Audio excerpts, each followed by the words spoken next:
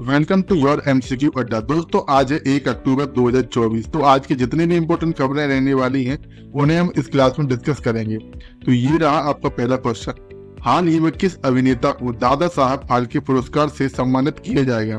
जिसमें ऑप्शन है अनुपम खेर, पंकज त्रिपाठी, दीपक तिजोरी या मिथुन चक्रवर्ती। तो दोस्तों इसका आंसर है मिथुन चक्रवर्ती को।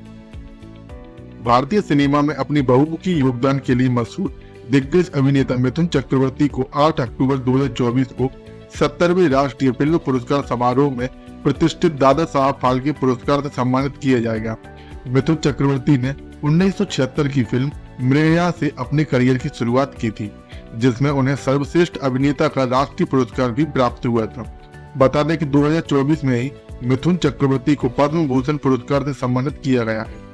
अब बात करते हैं दादा साहब फाल्के पुरस्कार के बारे में। तो यह पुरस्कार भारत का सर्वोच्च सिनेमाई सम्मान है, जिसे 1969 में भारतीय सिनेमा के पितामह कहे जाने वाले दादा साहेब फाल्के की याद में स्थापित किया गया था। मिथुन चक्रवर्ती यह 54वें प्राप्तकर्ता बन गए हैं। नेक्स्ट क्वेश्चन है, हाल ही में किसने जम्मू कश्मीर के नए डीजीपी का पदभार संभाला है?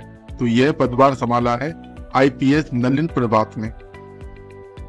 डिटेल देखें, गृह मंत्रालय ने आईपीएस नलिन प्रभात को जम्मू कश्मीर का पुलिस महानिदेशक नियुक्त किया है। वह 1 अक्टूबर से कार्यभार संभालेंगे। तब तक वह जम्मू कश्मीर पुलिस के विशेष महानिदेशक यानी डीजी के रूप में कार्य करेंगे। बता दें कि प्रभात 1992 बैच के भारतीय पुलिस सेवा अधिकारी हैं। वह अप्रैल 2024 में एनएसजी महानिदेशक के रूप में कार्यरत हैं। नेक्स्ट क्वेश्चन है, हाल ही में किस राज्य में देसी गायों को राज्य माता गौ माता टैग घोषित किया गया है? तो यह घोषित किया गया है महाराष्ट्र में। महाराष्ट्र सरकार ने राज्य में देसी गायों को राजमाता गौ माता का दर्जा दिया है। यह पहली बार है जब किसी प्राणी को ऐसी उपाधि दी गई है। राज्य ने स्पष्ट किया है कि राजमाता का दर्जा केवल देसी गायों को ही दिया जाएगा। नेक्स्ट क्वेश्चन है, 8वां भारत कजाकिस्तान संयुक्त सैन्य अभ्यास काजिन 2024 कहां आयोजित किया जा रहा है? तो यह आयोजित किया जा रहा है भारत के उत्तराखंड में। डिटेल देखें, भारत कजाकिस्तान संयुक्त सैन्य अभ्यास काजिन 2024 का 8वां संस्करण सूर्या फॉरेन ट्रेनिंग रोड यानी ओली उत्तराखंड में शुरू हुआ है। यह अभ्यास 30 सितंबर से 13 अक्टूबर 2024 तक आयोजित किया जाएगा। संयुक्त अभ्यास काजिन 2024 2016 से हर साल आयोजित किया जा रहा है।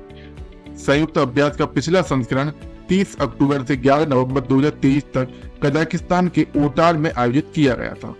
भारतीय सशस्त्र बलों में 120 कार्मिक शामिल हैं, जिनका प्रतिनिधित्व भारतीय सेना की कुमाऊं रेजिमेंट के द्वारा किया जा रहा है। वहीं कजाकिस्तान की टुकड़ी का प्रतिनिधित्व मुख्य रूप से थल सेना और वायु सेना के कार्मिक करेंगे। नेक्स्ट क्वेश्चन है, हाल ही में नाटो द्वारा किस देश में उत्तरी भूमि कमान स्थापित करने की घोषणा की गई है? तो यह घोषणा की गई है फिनलैंड में। नाटो ने 2025 में रूसी सीमा के पास फिनलैंड में एक नई भूमि कमान स्थापित करने की योजना बनाई है, ताकि संभावित सैन्य संघर्षों के दौरान उत्तरी यूरोप में भूमि सेना के संचालन का नेतृत्व किया जा सके। 2022 में यूक्रेन पर रूस के आक्रमण के बाद पिछले साल नाटो में शामिल हुआ फिनलैंड अपने क्षेत्र में गठबंधन की उपस्थिति के लिए तैयारी कर रहा है। बता दें कि फिनलैंड के रक्षा मंत्री एंटी हक्कानान ने मिकेली में फिनलैंड के सेना मुख्यालय में कमान स्थापित करने के प्रस्ताव की घोषणा की। अब बात करते हैं नाटो के मुख्य बिंदु के बारे में। तो इसका पूरा नाम उत्तरी अटलांटिक संधि संगठन है। इसकी स्थापना 1949 में द्वितीय विश्व युद्ध के बाद की गई थी। सदस्य देशों की बात करें तो इसमें 31 सदस्य देश हैं, जिनमें अमेरिका, कनाडा और अधिकांश यूरोपीय देश शामिल है। इसका मुख्यालय ब्रुसेल्स बेल्जियम में स्थित है। नेक्स्ट क्वेश्चन, हाल ही में किस बैंक ने सुमंत कटपालिया को एमडी और सीईओ के रूप में फिर से नियुक्त किया है?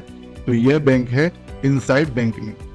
इनसाइड बैंक के बोर्ड ने भारतीय रिजर्व बैंक और शेयर धारकों से अनुमोदन लंबित रहने तक 24 मार्च 2025 से 23 मार्च 2028 तक 3 साल के कार्यकाल के लिए सुमंत कटपालिया को प्रबंध निदेशक और मुख्य कार्यकारी अधिकारी के रूप में फिर से नियुक्त करने की घोषणा की है। अब बात करते हैं इस बैंक के मुख्य बातें। इसकी स्थापना 1994 में की गई थी। इसका मुख्यालय महाराष्ट्र के मुंबई में स्थित है और इसके संस्थापक एसपी हिंदुजा हैं। नेक्स्ट क्वेश्चन, हाल ही में समाचारों में रहा पीची वन्यजीव अभ्यारण्य किस राज्य में स्थित है? तो यह अभ्यारण्य केरल में स्थित है। डिटेल देखें, केरल के त्रिशूर जिले में पीची वन्यजीव अभ्यारण्य के पास एक आदिवासी बस्ती के पास हाल ही में एक मादा हाथी की बिजली का झटका लगने से मौत हो गई है। बता दें कि 1958 में स्थापित पीची बजानी वन्यजीव अभ्यारण्य त्रिशूर में 125 वर्ग किलोमीटर में फैला हुआ है। यह पीची और बजानी बांधों के जल ग्रहण क्षेत्र में स्थित है और आलपिल्ली नेलियम पंथी जंगलों का हिस्सा है। नेक्स्ट क्वेश्चन है, हाल ही में INS के नए अध्यक्ष के रूप में किसे चुना गया है? तो यह चुना गया है श्रेयस कुमार को।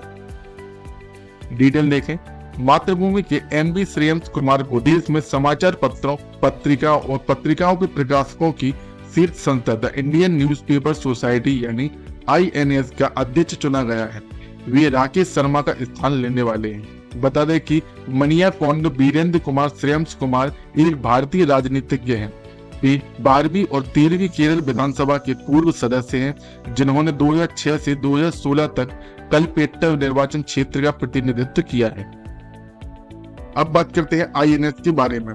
तो यह भारतीय समाचार पत्र सोसाइटी यानी INS पूर्व में भारतीय और पूर्वी समाचार पत्र सोसाइटी भारतीय प्रेस के केंद्रीय संगठन के रूप में कार्य करती थी। यह भारत में समाचार पत्रों और पत्रिकाओं के प्रसार के आंकड़ों को प्रमाणित करने वाली एक स्वतंत्र संस्था है। यह भारत में प्रेस की स्वतंत्रता की रक्षा और संवर्धन के लिए मुख्य रूप से भूमिका निभाती है। नेक्स्ट क्वेश्चन है, हाल ही में भारत में क्रूज पर्यटन को बढ़ावा देने के लिए किस मिशन का शुभारंभ किया गया है? तो इस मिशन का नाम है क्रूज भारत मिशन। विश्लेषण देखें, केंद्रीय बंदरगाह, जहाजरानी और जलमार्ग मंत्री श्री सर्बानंद सोनोवाल ने 1 अक्टूबर 2024 को मुंबई बंदरगाह से क्रूज भारत मिशन की शुरुआत की है।